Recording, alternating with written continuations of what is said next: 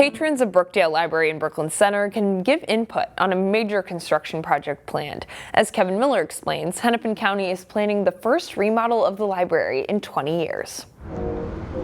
Located in the Hennepin County Regional Center, the Brookdale Library is a busy place for book lovers. This library is very popular. So in an average year, for 2023, we had just under 200,000 visitors. Hennepin County Library Director Scott Dimstra says the needs of library visitors are different than they were 5 years ago. We're seeing how people are coming back to libraries from the pandemic, but also how their uses are changing versus libraries pre-pandemic. Some of the new uses that we see are requests for meeting rooms, requests for rooms with AV equipment, requests for collections to be organized in different ways as well. So the county is planning to give the inside of the library a $17 million facelift. It'll include new carpets and furniture, a space for children, and extra meeting rooms. Officials say the building has a lot of potential. Our architects on our team, one of their favorite libraries, a big part of that is the natural light that you see in the library. So we're really excited to build on the bones that are already here. It's part of a $30 million plan to fix up the regional county building and make it more energy efficient. So we're evaluating geothermal right now, and we will definitely have solar panel arrays on the roof. The design isn't finalized, and the county wants to hear from library visitors. Swing by the library, fill out a survey so that we can get your feedback. Officials hope the end result improves a community asset that's worth more than just the books on its shelves. You see the halo effect of visiting the library and visiting the area businesses as well. So that library I've always viewed as an anchor institution to a community, and that's what I see with the Brookdale Library as well. In Brooklyn Center, Kevin Miller, CCX News. The county says the remodel project will likely start in 2026. The library is expected to close for about a year during the remodel. A former NBA player is being welcomed into the Brooklands for a Black History Month event this week. Mahmoud Abdul-Rauf is an activist, author, and former player. He refused to stand for the national anthem during basketball games to protest against racial injustice in the 1990s. He was suspended by the NBA in 1996. He has since written a book and taken part in a documentary about his life and activism.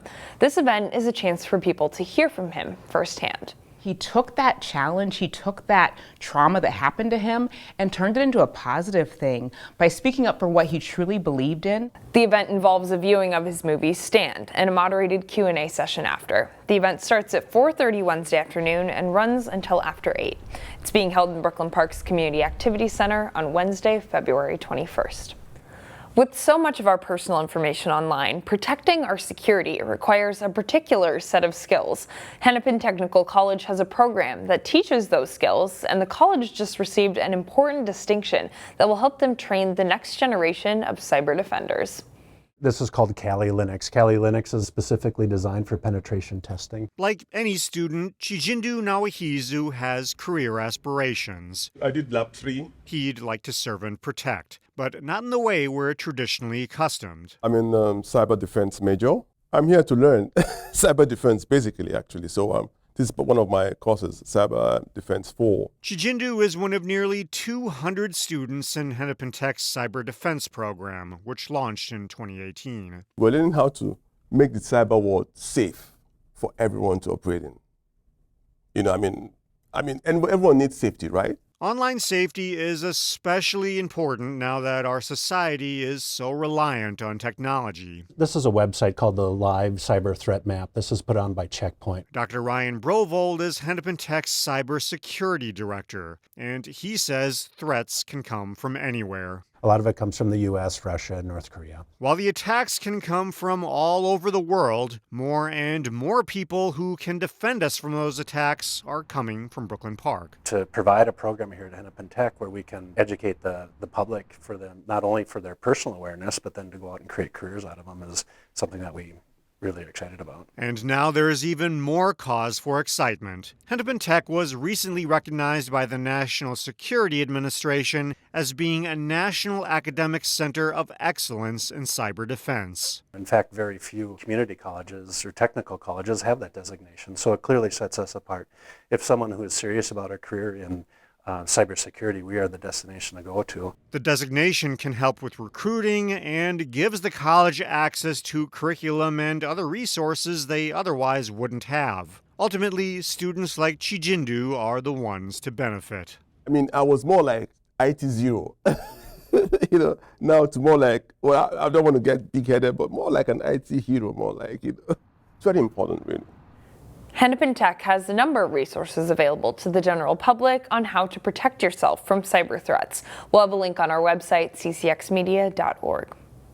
The Shops at Arbor Lakes in Maple Grove is looking for some talented artists to showcase their work this summer.